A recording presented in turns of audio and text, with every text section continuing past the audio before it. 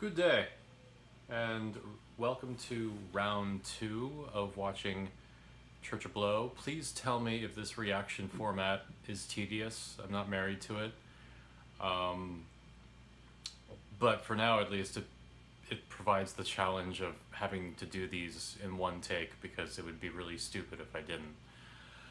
I'm going to plow through 2 episodes today. These I definitely haven't watched in, I don't know, maybe since I made them. So I kind of remember, I remember some lines from these, but I don't remember a lot. I think I filmed them back to back too, so it's appropriate, I think, that I go through them. And I can already tell I'm going to have less to say about these because some stories I'm going to save for certain episodes, so I have no idea what this will bring about, so let's go.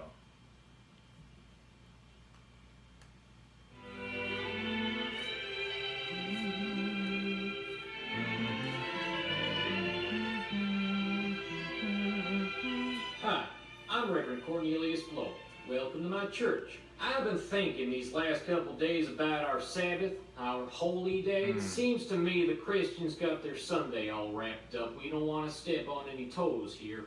Jewish folk got the Saturday, Muslims got the Friday, Buddhists, well, I wouldn't know anything about that. I'm not even sure they have a Sabbath.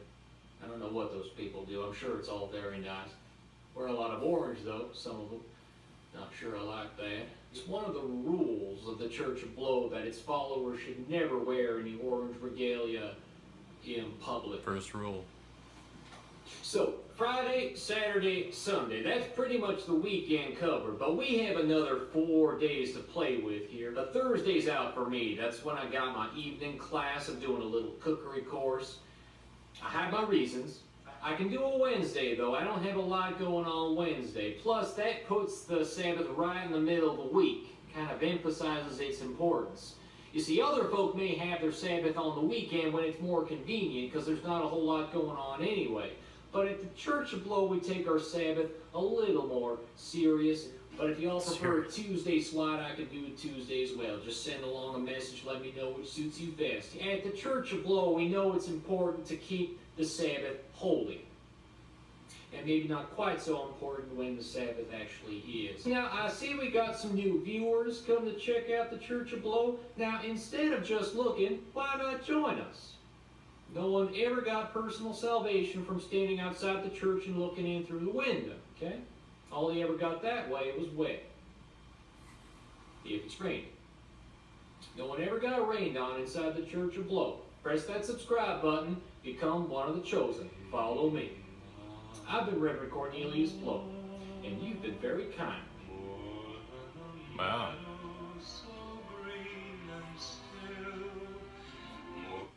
Yeah, well that one, wait, we're going to stop this for a moment. Yeah, that one came back to me as I was watching it, but still, wow, I feel really removed from it. It's interesting. I mean, in a good way. It was like, that's not so bad, isn't it? I am more relaxed. Yeah, the first one I'm very tense, so that was both me and Cornelius, I guess. Which did get me thinking, because I guess a lot of people, they liked Cornelius's vulnerability. He had a vulnerability that Bernard did not. But Bernard, is that Bernard's vulnerability? Well, I mean, I can tell you, that was my vulnerability. But that means Bernard must also. It means Bernard was either bringing that or he. That was in his performance. So was Bernard. I don't know. It's interesting. I can't remember at what point we decided. Spoilers if you're watching these for the first time. I can't remember at what point we decided to factor Bernard in this. Ishmael started writing the scripts, and there was a bit of a lag between the time he was writing them and when I started making them, but he was writing them fast.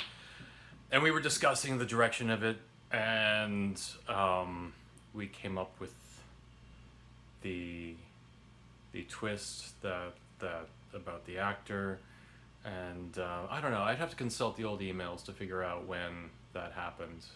But I might have known already at this point. Yeah, really don't remember. It's interesting. But, okay, I'm going to go on to the next one.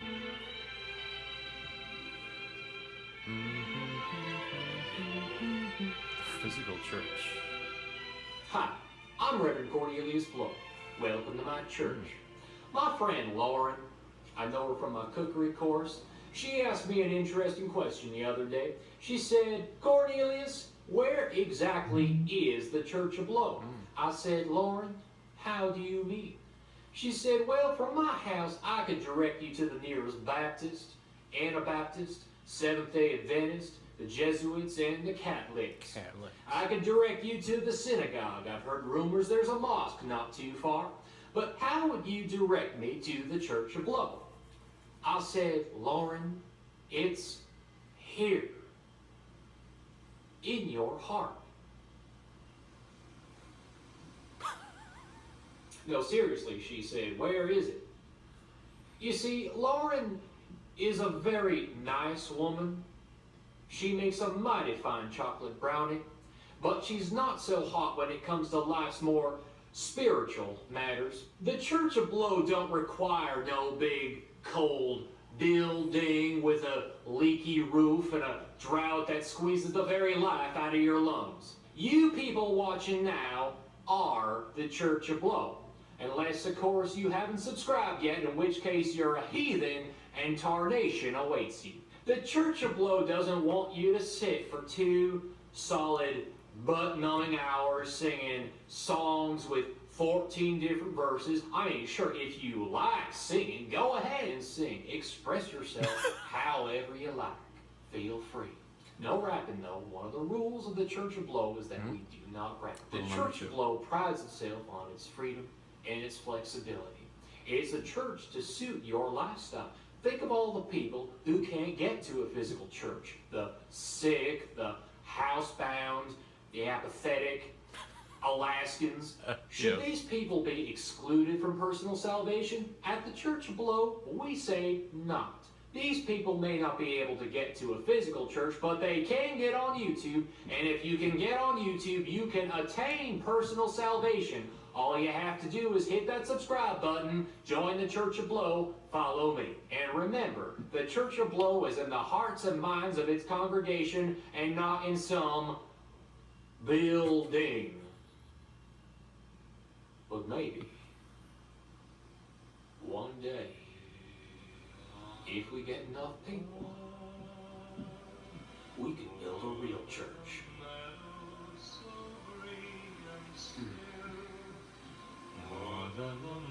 I've been Reverend Cornelius Blow, and you've been very kind. On the mayapple tree. Well,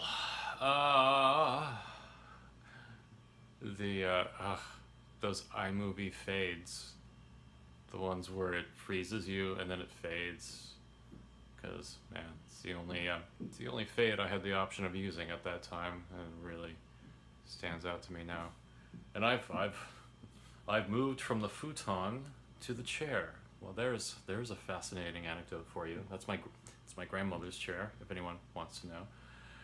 One of those, when she lived with us for a while, one of those chairs that, electronically, it both, goes all the way back, but also it leans forward, so it just, can push you out. Fascinating. I'm glad I was able to work the chair anecdote in there. Yeah, what else? The theme music. I don't know why I had that on my iTunes. I think it was back in the SoulSeek days when I would just kind of download things willy-nilly. Yeah, that song just turned up. I don't know what I was looking for. But yeah, it just seemed perfect. Pat Boone, it's exactly the kind of shit Cornelius would think would draw in everyone. I don't know. It's like he's from, I don't know what decade he's from. But, yeah, and that costume, which for the longest time you couldn't actually, you were only seeing it from here up. So a lot of people just thought it was a weird sweater I was wearing. Um, Still not entirely sure what it was. It was some kind of African dress. I bought it at a place called Material Objects in Portland, Maine, for about $30. But I ended up getting more than that back when I sold it on eBay. I'll tell that, save that story. Because it's actually the person who bought it is actually, that is actually a funny, interesting story. Yeah, that's $30 I didn't have, but I spent it on that, and so eventually you kind of see it's like this long sort of. I guess it does the trick. It was important.